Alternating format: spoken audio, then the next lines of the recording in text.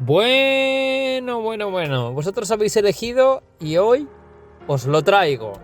De la última encuesta que hice, hoy vamos a hablar sobre ese tema porque han salido cosas, ha salido una noticia hace poco. El tema es que ha salido una noticia hace poco que Paramount intentó obligar a los de Radio Silence a hacer un montaje diferente para Scream 5. Pero finalmente Radio Silence ganó y la Scream 5 que vimos en cines es la Scream 5 que ellos querían.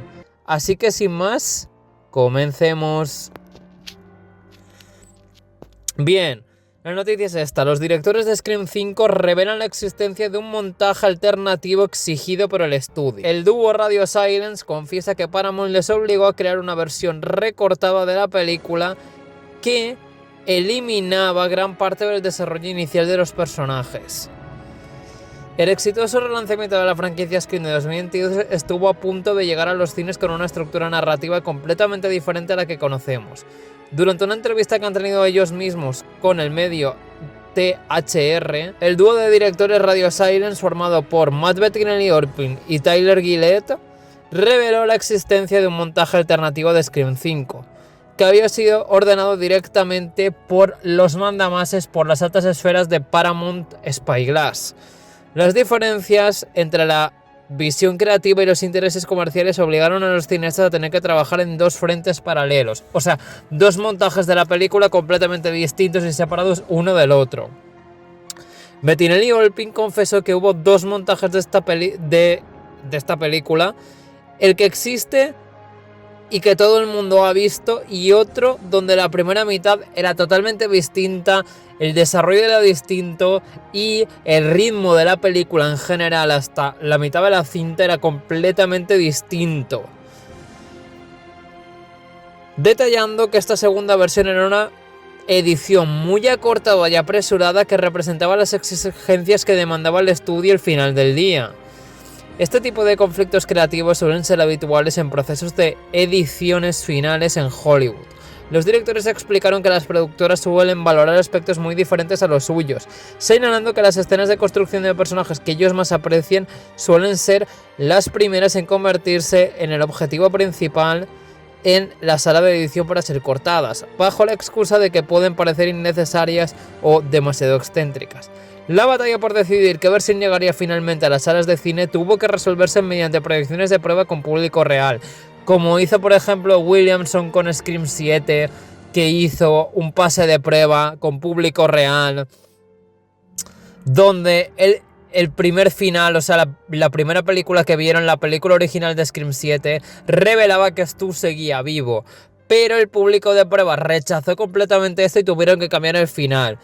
Pues con el caso de Scream 5 tuvieron que hacer lo mismo, hicieron proyecciones de prueba y pasaron el montaje de Paramount y el montaje de Radio Silence, y gustó más el montaje de Radio Silence que el de Paramount, porque ambas versiones obtuvieron puntuaciones un tanto similares debido a que compartían el mismo final, pero al analizar minuciosamente los datos y lo que opinaban los espectadores de estas pruebas, es que la primera mitad de la película de Paramount se sentía muy apagada, sin desarrollos de personajes, hacía que todos los personajes fueran planos, no tuvieran mucho trasfondo y que todo fuera hacia un final que la primera parte no le hacía justicia al final de la película, al acto 3.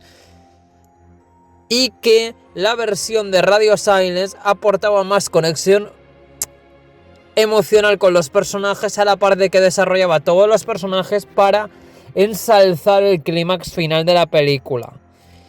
Por lo que al final de todo, los espectadores de las sesiones de prueba tenían más conexión emocional con los personajes al final de la versión de Radio Silence que al principio, o sea, que con la versión de Paramount Spyglass. En cambio, las encuestas del montaje recortado exigido por el estudio demostraron que los espectadores no lograban empatizar con las víctimas de la cinta. O sea, era una película más slasher donde la sucesión de asesinatos pasaba sin más, rollo como con el remake de Viernes 13, que los primeros 3 minutos es Viernes 13, los segundos 3 minutos son Viernes 13 2 y el resto de la película es Viernes 13 3. Pues más o menos eso, que se desarrollaba tan rápido al principio y pasaban tan pocas cosas al principio y desarrollaban tan poco los personajes, que eran simplemente víctimas dentro de la cinta, en plan, moría este, pues bueno, ha muerto, muere el otro, tal.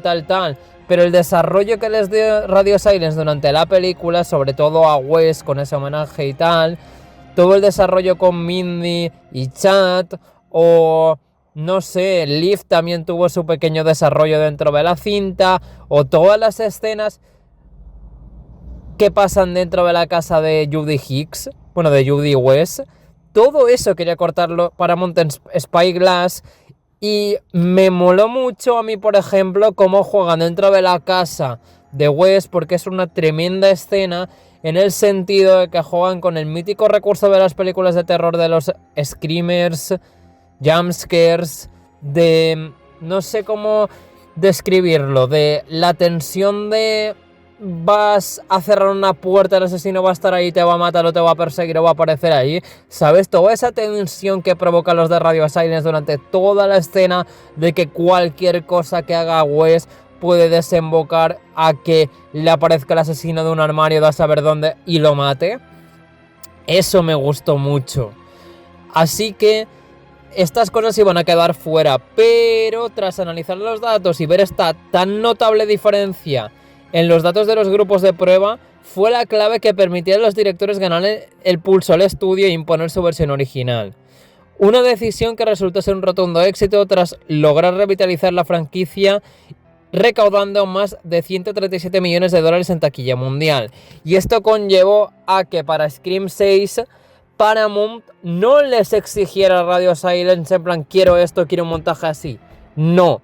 En Scream 6 tuvieron completa libertad creativa de hacer lo que les diera la real gana a ellos, y Paramount no se metió a exigir cortes alternativos ni montajes alternativos. Scream 6 fue lo que...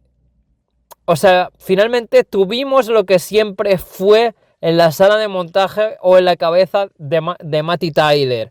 O sea, en plan... Siempre fue lo que estábamos destinados a ver. O sea, siempre tenían esa concepción respecto a Scream 6.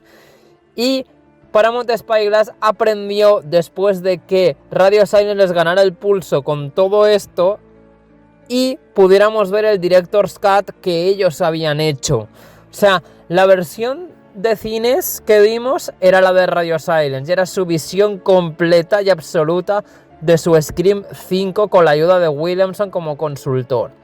Y agradezco que fuera así, porque no me imagino, bueno, sí que me imagino en el supuesto escenario de que hubieran elegido finalmente la versión de Paramount, la que se hubiera liado hubiera sido gorda.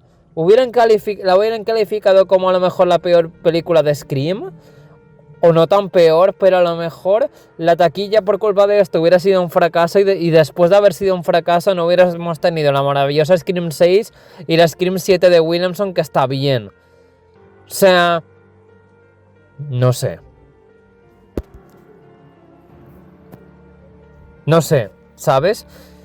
Hubiera podido ser el destino de la franquicia tras esta revitalización de la franquicia y del subgénero muy distinto si Paramount hubiera metido las zarpas hasta donde quería meterlas. Pero bueno, esto era un poco la noticia, y si quieres saber quién mató a quién en Scream 7, pincha aquí, en el vídeo que sale en pantalla. Simplemente pinchas ahí y te llevará a quién mató a quién en Scream 7 directamente.